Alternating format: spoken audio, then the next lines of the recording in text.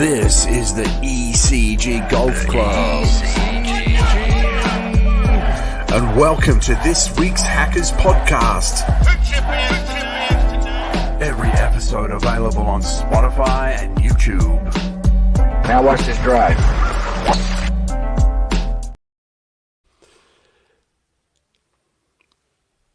Hey there, sports fans. Ashman here. Welcome to the ECG Hackers Podcast. This is episode 15. Great to have you here. We've had a couple of weeks off. Coming up in the next 60 minutes on the Hackers Podcast, we'll have our two regular segments. The Who's in Your Four Ball, and that's going to be Viking themed. Obviously, because we've got the Valhalla PGA Championship coming up, starting tonight, actually. And then we've also got Ripped or Yipped, and we're going to do a brand new segment called Obsessions Weekly as well, which is about most of us golfers have an obsession about something, whether it's balls, clubs, markers, collectibles. That's what it's going to be all about. Joining me, as always, my good friend, the ECG Brains, Zook. How are you, brother? I'm travelling well, Ash. Good to be here and good to be back on the airwaves. Certainly enjoyed the break. There's plenty of golf that you probably missed the opportunity to digest and talk about, but certainly there's nothing like the anticipation leading into a major weekend. So fired up for a big show. Yeah, man. I mean, the Masters, I literally must have got about 3 hours sleep for about 4 nights in a row, Chris, and I'm going to do the same thing. I'm going to indulge. I'm going to indulge, especially with our fantasy draft that we did last night. I'm really keen. It just gives that added dimension of, viewability. Joining us each week, we're going to have a special guest. This week's special guest, I call him the Ball Doctor, Tim from Discount Golf Balls. Welcome to the show, brother. That's not coming across as well as you'd hope. The Ball Doctor. The Ball Doctor. You could get a cream for that, I'm pretty sure. Yeah. I'm happy to be here, guys. I love to, man. Love to talk, and that works well for you guys in the podcast. Yeah, man, absolutely. Obviously, if you are after some golf balls, check out the description on YouTube. It's discountgolfballs.com.au. Grab yourself some awesome golf balls. But as always, Zook, let's head over to the newsroom with you, brother. Let's get this show rolling like a perfect putt and head over to Zook in the ECG newsroom. Over to you.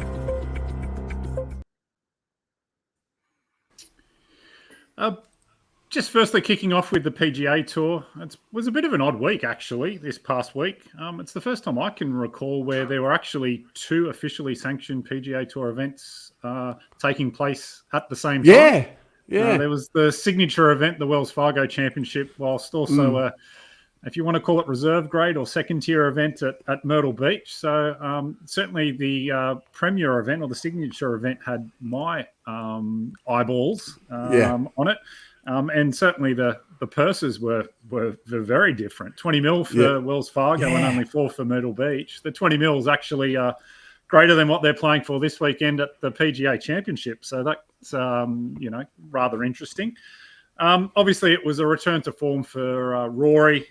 He battled Xander all week, but certainly asserted himself better on the Sunday and ended up shooting around a 6th under and to go on to win by 5 strokes. So he's certainly in form leading into the PGA Championship. But as much as the golf was entertaining, there was really a couple of interesting rulings across those 2 tournaments that I wanted to talk about and get your thoughts on. And awesome. I'll grab some images just because words probably won't necessarily capture the situation here. But the first one I want to dive into was the ruling that Xander obtained on the during the first round. So I'll just put up an image on the screen here for our viewers at home.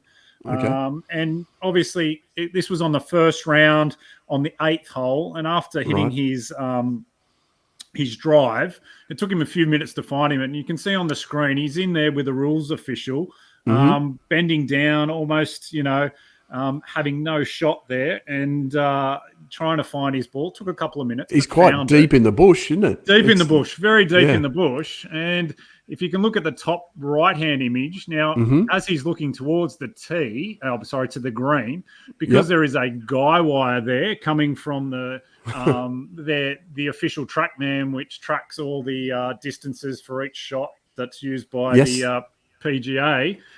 He managed to obtain free relief from our good old friend, the usual temporary immovable object ruling, yes. and was able to place his ball two club lengths away from where it landed. And as you can see in that bottom right-hand corner, he had a clear shot at the hole as a result of it. Granted, it wasn't on a perfect lie, but certainly a lot better than where he was. So he's literally gone out of the bush and onto the fringe of the rough.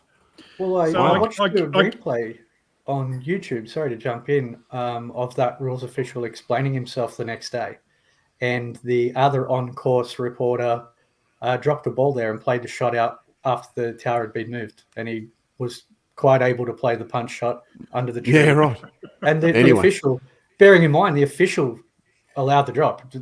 He's done nothing wrong. The player's just at the mercy of the decision. He made a really good point. He said, I got down there and had a look.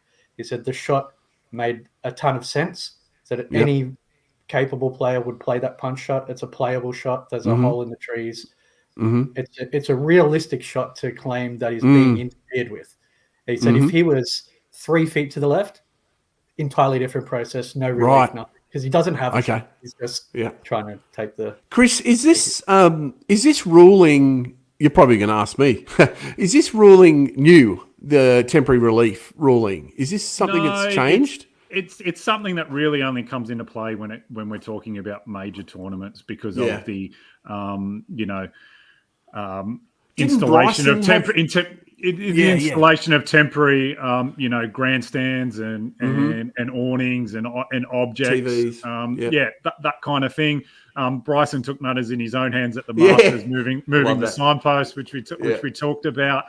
You may recall way back in the LBGA where there was the nearly quarter one of her first wins in her streak, where her and Lydia Ko both in playoff holes ended up their approach shots rolling under the grandstand and provided free relief. So it's something that just seems to affect the big boys in the big tournaments. But it was just interesting that he was able to go from a pretty tough shot to a pretty easy shot. So, So another interesting ruling which took place during the week, this time at Myrtle Beach, was involving someone who's fast becoming one of my favourite golfers, Alejandro Tosti. Now, you may recall we've talked about him before, where a couple of months back at the Houston Open, he was getting a little bit of a few fire exchanges with Tony Finau on some holes about who should putt first. So in this instance, he had a peculiar lie after one of his shots found a fairway bunker. Right. Now, his sought ruling from an official. He's of the belief that in this image that I put up on the screen, that he has effectively an unplayable ball because it's embedded, and was seeking a free drop. However, the rules official said, no, it's touching sand, therefore it's in the bunker, therefore you play it as it lies. Now, Tosti wasn't so happy about this and took an interesting path. Whilst he played the ball and ended up securing a bogey, he took to social media. He actually filmed where the ball lied, posted it on Instagram and asked, X, and asked for his followers to comment on whether they thought the ball was in the bunker or was out of the bunker. So I'll put the photo back up again, gentlemen, and ask you. I might start with you, Tim, first. Your thoughts, in the bunker or not in the bunker? When you mentioned this, I had to look up his little bit of video footage he posted, and upon first glance, you look at it and go, oh, hold on. Oh, it actually is a tricky situation, and I think Ash, you'll remember the... I'm going to bring that up. I got that exact lie, 2 holes in a row on 17 and 18. Wow. Ridiculous. Wow. Yeah.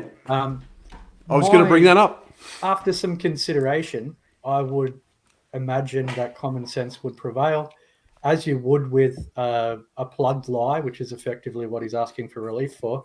You need to remove the ball and see if it broke the ground underneath it. If you took the ball out and there's sand under it, it's in the bunker, and if it's in soil, it's not. It would be really the only definitive way. What is it plugged in? Sand or soil? Sand. That's the only thing you could do to figure it out. But it's a horrendous situation to find himself in.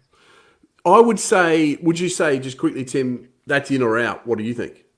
Just based on that. In. I would say the same thing. That to me is in the bunker. And I was going to bring up the 18th hole.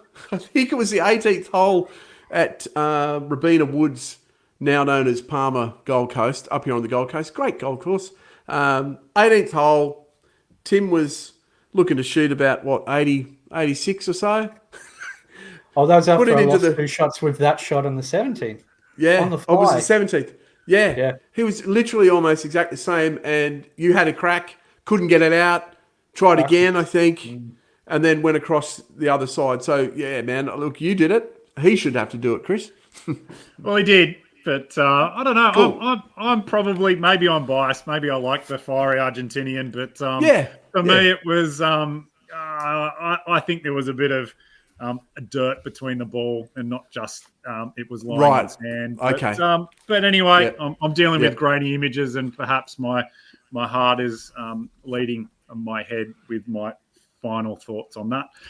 Cool. And just kind of wrapping up for the week, I suppose these are the kind of things that intrigue me, Ash, and perhaps not necessarily your cup of tea, but all of the political intrigue around LIV and the PGA and all those kind of things always seem to come to a bit of a head around majors, just because both parties kind of do come together and almost have a temporary truce.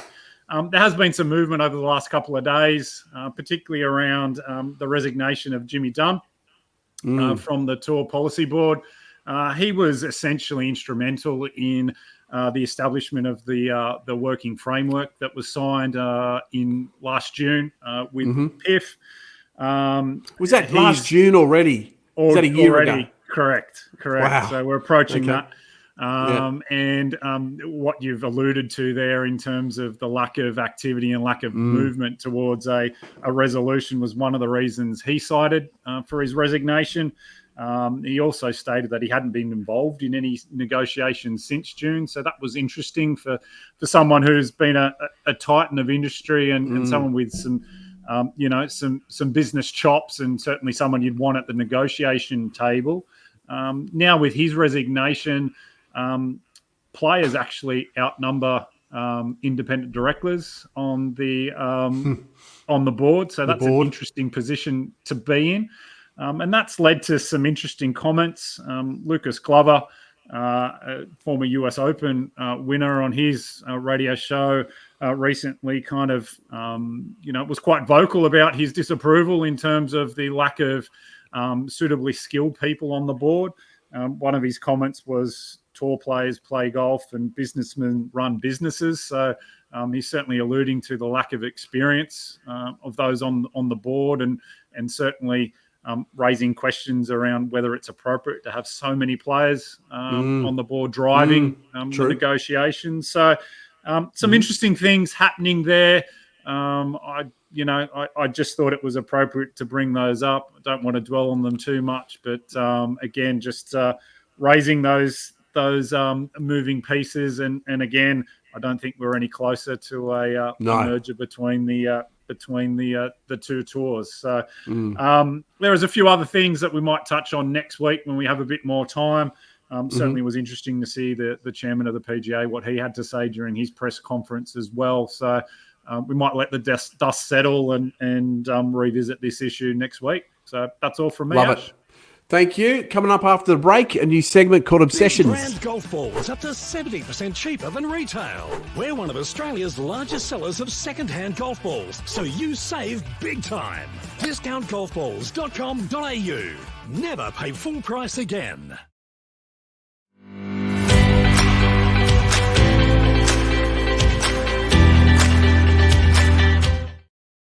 Hang on, Belvedere. Don't press that button. Let's indulge in a bit of obsessive talk. I know a lot of us golfers have at some stage been obsessed by something, whether it's a new set of wedges, a new driver, a new golf bag's my latest thing. And I've been doing a lot of research on those little travel bags you've been a fan of, Chris. But this week, because we've got the ball doctor downstairs, sorry about that, you're going to be called that all the time. Dr. Tim from Discount Golf Balls. We really wanted to delve into this subject of golf balls.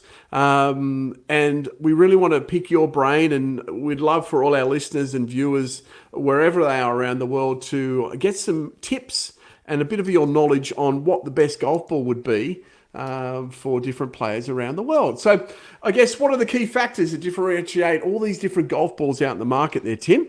Over to you, brother. Well, I think that as golfers, we get marketed to very heavily for lots and lots of new shiny things constantly. The newest irons, the newest drivers, also very expensive. And for a lot of the time, bigger is better, more expensive can help. You know, go and get a set of game improvement irons will help you play better golf. The opposite tends to ring true with golf balls, because the most expensive ones are almost certainly not the best for most golfers. Right. Okay. So when you're talking about anyone from sort of 18 to 20 up, expensive golf balls are going to decrease your outcome. They're going to increase the cost, and you're going to have a bad day. And a lot of that. So that's a really key point, Tim. That was something you said to me that I think is probably the most important thing.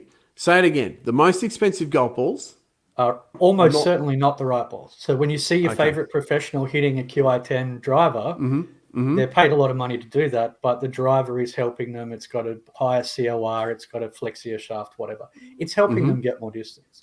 When they put a Pro V1X in front of it, if you see a professional golfer hitting a golf ball and you're off 18, that's definitely not the right ball for you. You don't have the consistency. You don't have the swing speed to compress it. You cannot make it do what it's designed to do. And so, as I was mentioning in the green room before, the physical shop we have, where we've got tons of golfers come in person, and they come in looking for a ball. The same situation tends to come up quite a lot, which is that somebody that's been buying Pro V1s, Pro V1X, TP5X for years because they're the best, has found a Shrixon Soft Feel or a Callaway Super Soft in the bush, and come in and said, I want 2 dozen of these. I found one, and it's amazing. So why is that? What does that come from? Well, it's partly because the top tour balls, the Pro V1s, TP5s, are designed for very high swing speed and low handicap. So what you've got is two things. You've got a very hard ball with a very soft case. So it's actually, those big ones are a lot harder. Those Pro ones are literally a harder ball. Yeah, in the compression chart that I put in that ebook, you can see in the middle of the compression swing speed chart where you've got the slowest speed and the softest compression, and then it moves across all the balls available to the hardest balls. And right down the middle, 75, where you've got Chrome Softs and Q-Star Tour, everything on the low compression side is a very soft ball with a very hard case. And then it's like right down the middle it switches, and then you've got very hard balls with very soft cases. Okay. And this book that you've written, Tim, is going to be available to all our listeners and viewers, right? So we're going to have a link in the description below. I've laminated this. I think this is fantastic, Tim, what you've done here. And when I first came to see you, when you showed me this, I actually changed my golf ball, and you've got me along the right path, I believe. So I was, like you were saying, I was just buying what I thought were the better golf balls because they were more expensive. But until you told me the science of just not swinging is hard enough, not making the ball compress enough on the face, is that made me change my ball. Well, there's two things happening there. So if you think of like a grown man and a 10-year-old girl each having a trampoline that's been sprung for them, for their weight to work, and then you switch them. And so you've got a girl that can't even make it flex, and you've got the guy, and he's basically just standing on the ground now. So good analogy. Okay. The fact that golf balls all look so similar yet are so vastly different. It makes it a very easy error to make, but it's like trying to drive a race car around the track on street tires. The golf ball's the only thing you're knocking around the course. If you get that decision wrong, it magnifies problems. So if you've got a very hard ball with a very soft case, like a Pro V1 or a TP5, and you're playing at 20, you're not hitting the ball consistently. And the difference between a compressed shot and a not compressed shot is massive. Right. When you don't squish the ball properly, you don't provide a flat launch area for your drives, for example. Right. Yep. Think of how much you squish the ball from round to flat. Yep. That allows a flat surface to direct the ball. Okay. So I've actually I bought these balls, and everyone at home may laugh at me, but before I saw this chart, these got me the best consistency on the fairway. I think I hit 14 fairways in one round with this ball. My distance wasn't too bad. It's the Shrixon, and on the chart down there, it's actually the Ultisoft. So it's the Aquacolor Ultisoft. And I was shocked to see that it was a 40 compression, but I got that on the fairways, and I got decent distance. So is that one of the softest balls out there? Yeah, other than a soft response by TaylorMade, that's legitimately the softest balls that you can pretty much buy generally. Right. And that in and of itself is helping you get a whole lot more out of your game than you otherwise wouldn't be getting. Until you start losing distance with your 5-6 iron, you haven't reached soft enough. Right. You know, so that chart there where the 90 and 100 compression balls are to the right side of that line. Yep. If you're not off a single figure, that's the wrong side of the line for you. Okay. So why are they so popular then? Why are these the most purchased golf balls, Tim? Marketing? Well, there's two arguments there. The first one is marketing, right? And they pay a ton of money to promote these balls to us as golfers. The second thing is quality. So the reason that you'll see probably 80 to 90% of professional golfers hitting Pro V1s is that Titleist is the only company that has like X-ray quality control. They legitimately do have the best balls. Right. And for most people, that's a non-starter. Like I was saying to you the other day with the golf ball rollback, golfers are worried about losing 5 yards forward, where they really need to be worried about the 55 yards they've hit it to the left. Yeah, cool. Yes, okay. Whereas as a professional golfer, if you get a ball that has an off-center casing and it's not flying straight, that could cost you $200,000 on the day. That's the difference between first and second, or second and third, or making the cut. Okay. So that's why we're paying a little bit more for Callaway, a Shrixon, Titleist. No, only Titleist. They're the only ones that have that quality control. So if you look at one of the best golf ball reviewers that I see is My Golf Spy. They go when they see new balls, but they don't just like get the ball and hit it around and go, oh, it feels good, like Rick Shields. But they take them, they cut them in half, they weigh them. So they'll get a whole dozen balls and weigh them and say, give them a score of how much variance they've had. They also have a compression tester, because when you get a box of 90 compression balls, they could be anywhere from 82 to 95. And so that variance is not really an issue for most golfers. And that's why the Pro V1 tends to be super duper popular with people just on that quality control. I had a story, I can't remember the podcast. You mentioned Rick Shields. It may well have been Rick Shields. This is going back a little bit. This was to do with Bernard Langer, and this is probably pre, X-ray, quality control type levels. But he, when he was playing for, a Wilson guy, he would go to the factory and see the robots hit the balls, and the ones that went straight, because they should go straight, seeing it's a repetitive motion, he would take.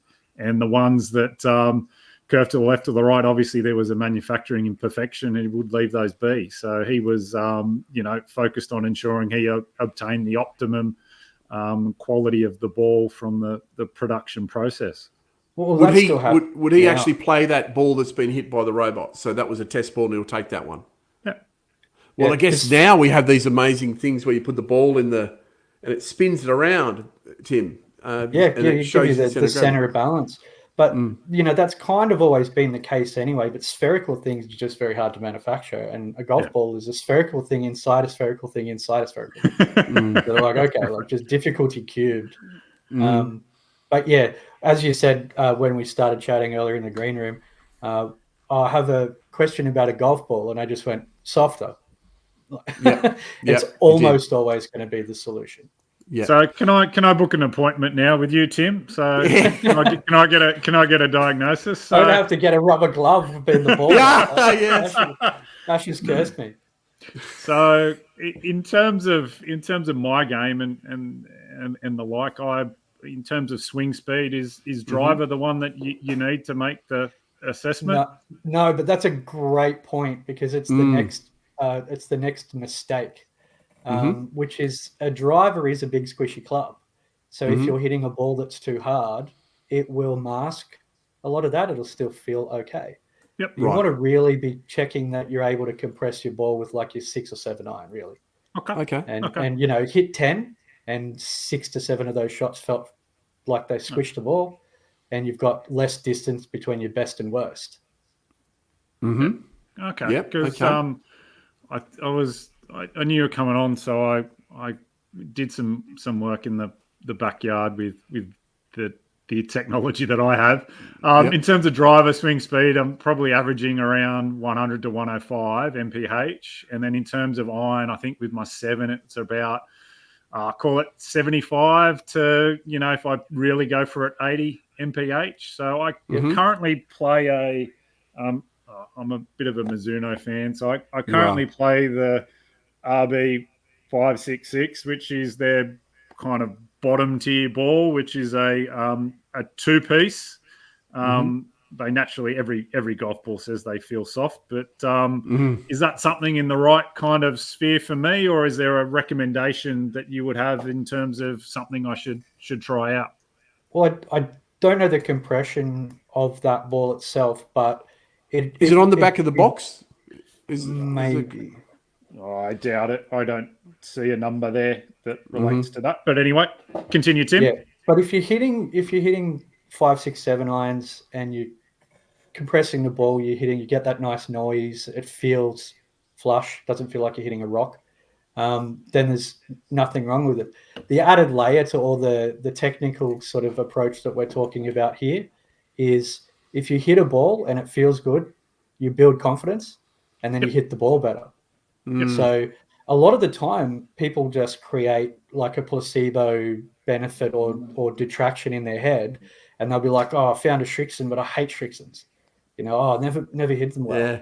And they're like, well, if you find a ball, like don't change balls too often would be one very, very important piece of advice. If you take a period of time to experiment and then settle down, because it's a massive variable in the game that already has lots of variables. So good point. Take a few balls out, play 4 holes on one ball, then switch to a different one, so that you give them a fair chance to even out on the day, and don't just hit one shot and go, flushed it. It's amazing. Pick a ball you're comfortable with. Pick a ball that you just like as much as technically is correct, and try and stay to the left-hand side of that line. So you're talking about, Chrome Softs, AVXs. I think bang for your buck, performance-wise, quality-wise, distance-wise, the best ball on the market would be the Q-Star Tour. There's just no going past it. Like it's a 75 compression. It suits so many people. It's a urethane ball, so it's got the spin of a Pro V1, like the feel. Okay, so it's got a urethane cover. Nice. That was one of my questions. Switch over point on that chart there, so you can see the Chrome Soft, the base Chrome Soft 75 and the Q-Star Tour 75. Yep. That's the exact point where the balls switch from soft middle, hard outside to soft outside, hard middle. Right. And the Q-Star Tour is right on that threshold. So, Tim, sorry to interrupt. Is the Q-Star Tour is my favourite ball? That's the matte they do the divide, don't they? Is that the blue and yellow ball, the Q-Star Tour? That's Q-Star. The Q-Star divide, and then the one you got in your hand, there's the Z-Star divide. That Z-Star. Yeah. Right. Okay. Wow. Any other questions for the doctor, mate? He's got it. It's good. It's good knowledge. I guess just trying to, if you can, one of the things I'm always mystified by is the number of pieces within a ball. You can go from a 1-piece at the range all the way down to a 4-piece and 3 and 2. What are they trying to achieve in that manufacturing process in terms of the core, the mantle, the outer? What's the theory behind all of that, Tim? Well, if you were to think about it like jumping into like a foam pit, if you jumped into a pit with one soft layer of foam, then that's going to dictate how cushion it is. If you add another thinner but firmer and then another thinner but firmer, what they're doing with the golf ball there is trying to put the most compliant materials in without the trade-off. So if you had a really thick, like a 2-piece ball with a really soft core and a really thick case, it would be horrible. So it's all about compromise. Is to say, like, if we have a very thin, soft case, the next layer is slightly firmer, the next layer is slightly firmer, you get a parabolic squish instead of a linear squish. And so it's a much more forgiving, better performance, but it's also a little bit more expensive and complicated to make. Is feel around the green as important to you guys as it is to me? That's why I loved this Ultisoft, because I was hitting the fairway and then I'm hitting a 7-iron and I'm getting it on the green. Because and it made me think, actually the feel on an approach shot gets me excited just as much as a good drive. And that's what I really liked about that softer feel is when I was hitting them approaching the green, they felt heavier. Does that make sense? Like when you hit it, it felt a bit heavier. And it's like when it lands with a bit of it's only marginal, but it feels heavier because it stayed on the club face longer. You actually squished the ball. Right. So you think of like golf balls from marshmallow to bouncy ball to a rock. So you want to try and avoid the extremes, but it just means you're marginally keeping the ball on the face longer. That'll help you hit straighter shots. That'll help you take advantage of the fact that when the ball compresses, it also rebounds, and that helps you get distance. Generally, like I said, if you're hitting a ball that feels good, you'll immediately become more confident in your shots. And that's going to have as much or bigger effect as having a better ball. Anything else is just being confident. Totally. Which leads me to a major question about, is golf, 50% mental, 50% physical, or is it, more mental than physical? I'm convinced it's 95% mental, 5% mental. Yes, that's right. That's right. That's awesome. So don't forget, in the description below, after you've liked and subscribed to our channel, you can download the book that we've been talking about, which Tim's created, and he's from discountgolfballs.com.au. Some awesome information. Yes, mate? I was just going to say, just a following on point for that guide, it's like super simple. It doesn't get to even the layer of complexity of like how many pieces the balls are, because for most people, something that they can afford, so they're not crying into their lunch when they're losing $8 into the bush every second hole. But it's just a simple process to say, all right, I swing this fast, my handicap's this, I can spend this, and pick accordingly. So it's not complicated. Most people. Really good point. I remember I've been playing golf since about 1983. And I remember golf balls, they used to have the ones called Balata golf balls. Remember? So they literally felt heavier. They were very sticky off the club, and they would you could spin them backwards, even for someone like me. They seemed really rubbery. And then when you cut them open, they had rubber bands in them.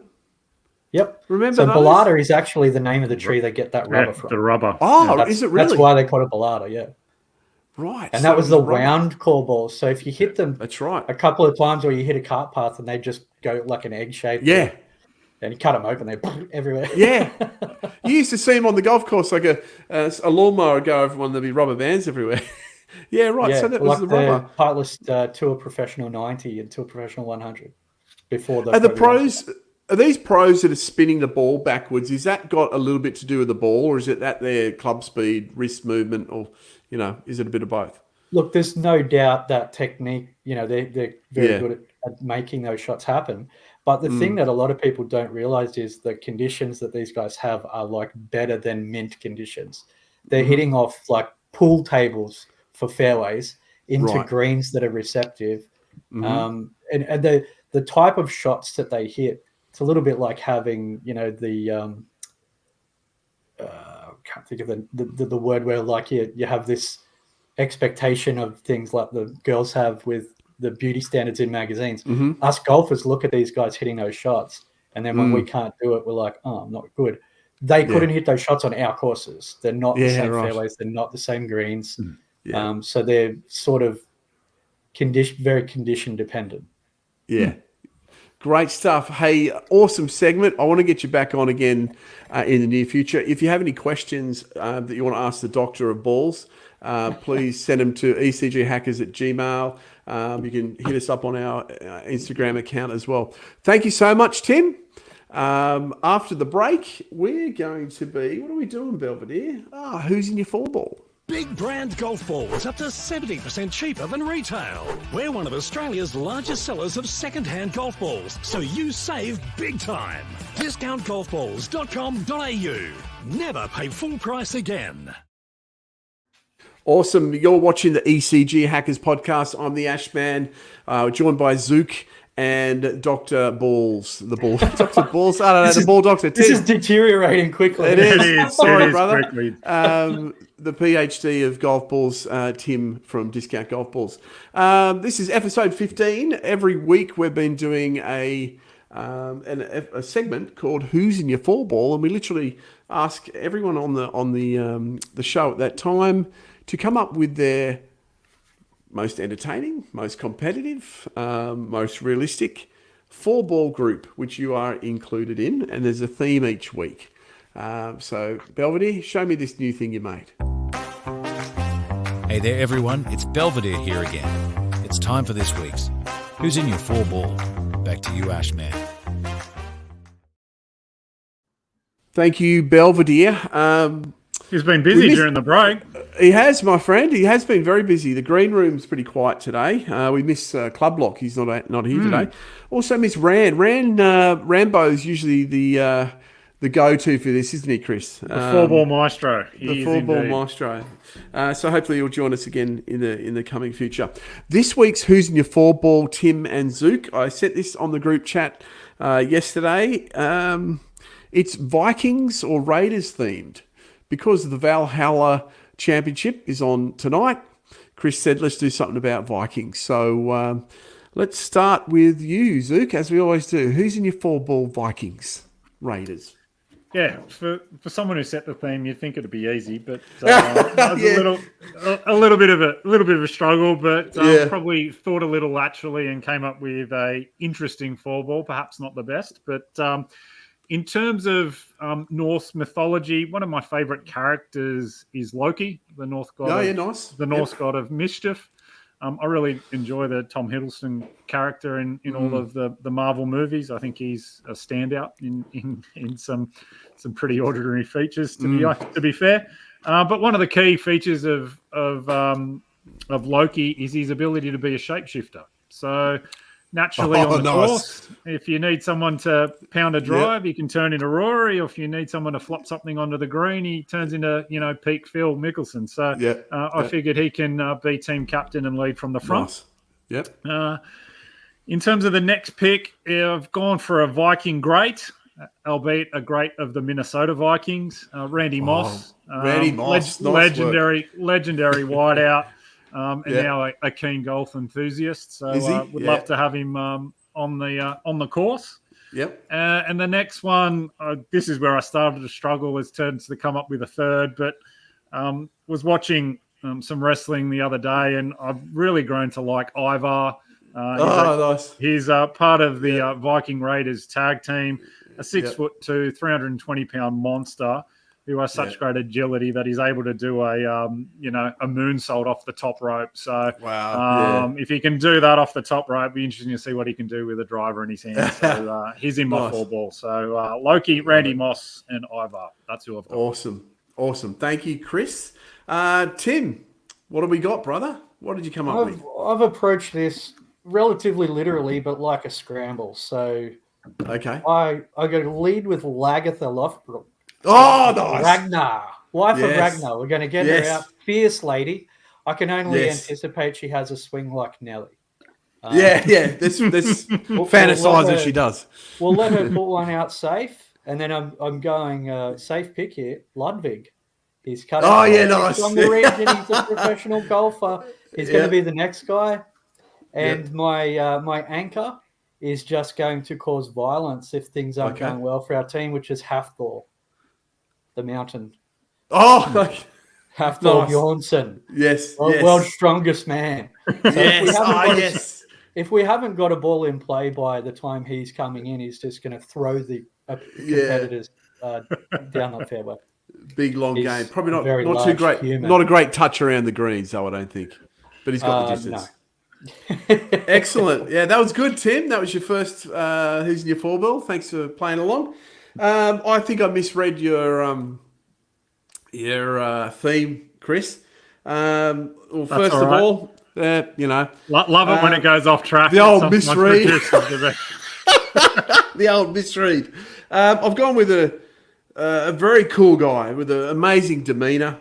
He's very funny, made some funny films, but he's got a very competitive edge. Iconic LA Raiders fan, Ice Cube. He went with the Raiders vibe. Ice Cube. I like it. Then I've gone with a real Viking, a legendary Australian Raider. Mental tough, strategic course management, I could imagine. Super competitive. Not the nicest guy to talk to. I've tried to talk to him and he brushed me off. Mr. Mal Meninga. Ooh. So, Mal Meninga of the shortest political career. Oh, absolutely. The funniest political career of all time was about 35 seconds. Yeah, hilarious. Google it. Mal Meninga politics. And then I finished off with one of my favourite shows of all time was Vikings. I loved that, where Lagatha came from. Travis Fimmel, Aussie, from the Gold Coast, I think. I've gone with Ragnar, Travis Fimmel. He's got his own beer brand too. It's out now. He's got a beer brand. Norse related or more? No, it's I should have figured out what it is, but I'll Google it and put it on Instagram or something. But yeah, Travis Fimmel. So I've got Ice Cube, Mal Meninga, Travis Fimmel, and I dare say I'm going to lose. Big brand golf balls up to 70% cheaper than retail. We're one of Australia's largest sellers of second-hand golf balls, so you save big time. Discountgolfballs.com.au. Never. Hey fellas, Belvedere here again. It's time to go around the table with Ripped or Yipped. Let's see what side of the argument the boys are on. Ripped or Yipped. Back to you, Ash. Thank you, Belvedere. He is busy. Okay, Ripped or Yipped, Tim. I know you've listened to our show. Hopefully you've listened to Ripped or Yipped. So I'm going to give you a statement. If you agree with the statement, it's ripped. It's like ripped like a huge drive down the middle. If you disagree with it, it's yipped like a terrible putt. So that's where ripped or yipped comes from. I'll give you a statement. We'll start with Zook, then we'll go Tim, then we'll go me. Ripped or yipped. I don't know where we're going to go. I don't know what these are this week. So yeah, this is keeping you on your toes, brother. Yeah, very much. Yeah, it is. So golf is better in the morning. Ripped or yipped?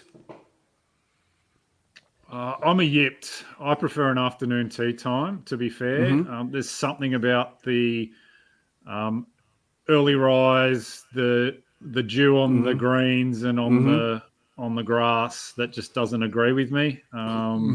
All for an early morning run, but when it comes to golf, after midday, you like a drier condition. Where I'm best. Yep. Cool. Golf is better in the morning, Tim. Ripped or yipped? I say ripped. Okay. I'm getting out there. The birds are chirping. The dew's on the ground. Sun's coming up. Usually not much wind. And if you time it right, you finish at beer o'clock. Yeah. It's absolutely ripped. Yeah. Okay. Love it. I really thought about this a lot, but I think I'm going to go ripped.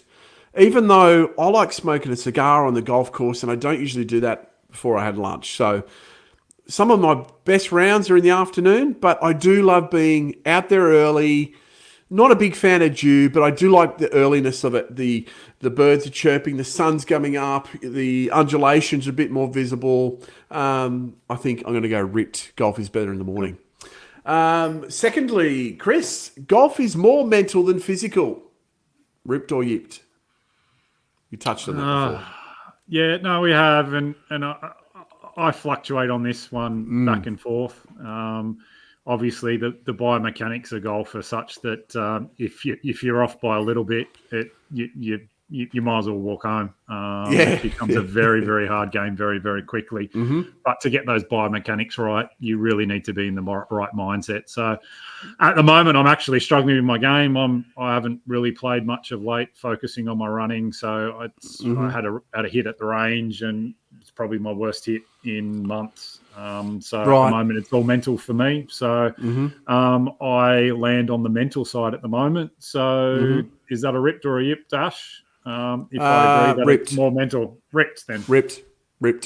Okay, Tim, golf is more mental than physical. I 100% ripped. Absolutely. And it's the only way you can rationalize some of the wild technicalities of swings these days, where you've got, there was a period of time where you had Tiger at the top and Adam Scott and Rory, and they just have the most technically correct swings ever. And then you've got Jim Furyk, which for a long time was the lowest scorer in PGA. And you've got like Matthew Wolff, longest driver in the PGA. I think it's 100% mental, but we make it physical. There's so many people of all shapes and sizes that are able to get around a golf course in par or better. It just can't be physical. You just have to. And I've heard a lot of interviews with PGA professionals saying, like, I've met tons of guys growing up as a junior, and I've played with guys that can hit the ball way better than me, but they didn't have the mindset to be a professional golfer. They just couldn't hold it together. So I'm ripped on mental. Yeah, I'm going to go ripped as well. I played, used to play a lot of cricket, a lot of hockey. That's physical. Golf, I think it's mental. I'm going to go ripped, because how many times we in the middle of a round, or you might be the driving range, and you hit a shitty one, and then all of a sudden you're like, oh, hang on, I've done something wrong. Then the next one's no good. The next one's no good, and you've got to bring yourself out of that mental spiral. The downward spiral, it's a killer. You can plant that negativity in your mind, and it will affect your golf. I'm a mid-handicapper. I'm a 14 or 15 at the moment. I try my best to just enjoy the game mentally, and just let the game roll on. So the clue's in the name of the segment. Yips don't exist in the physical world. It's not someone didn't lose their arms in fall off. It's all hit. Yeah, true. 100%. All right, ripped or yipped? Playing in a tournament is more fun. Ripped or yipped? I'm not qualified to answer this question because I've never played in a golf tournament. Let's say competitive grouping, even like, say, when we get together, the Hackers. Yeah. Oh, look, I put it this way: if it's team-based, ripped. I love playing in pairs and four ball and foursomes, that kind of stuff. Growing up, always played team sports. So if it's in that group environment, in that team environment, ripped. But individual, like I said, I haven't partaken, so I probably can't comment there. Tim? I quite enjoy the rare opportunities to play weird formats. So definitely ripped for tournaments, like where you've got four balls or Jensen's, or just different than your white marker Stableford comp round on Wednesdays and Saturdays. So I'm going to say it is more fun. The stakes are higher. Something bigger is happening. If you're not trying to get better or beat someone, it's just a really long walk. Yeah, true. Yeah, so you're going ripped. There's two rips. I'm going to go ripped as well. Sorry to be so consistent there, but I love getting together in a 2-ball or 4-ball. I love the strategy of a 4-ball. I played with 3 ladies at one of the greatest courses in Australia, Sanctuary Cove, the other day, Tim. And we played... One of the girls was amazing. She used to play golf, and she used to play hockey, funny enough. And she could hit the ball.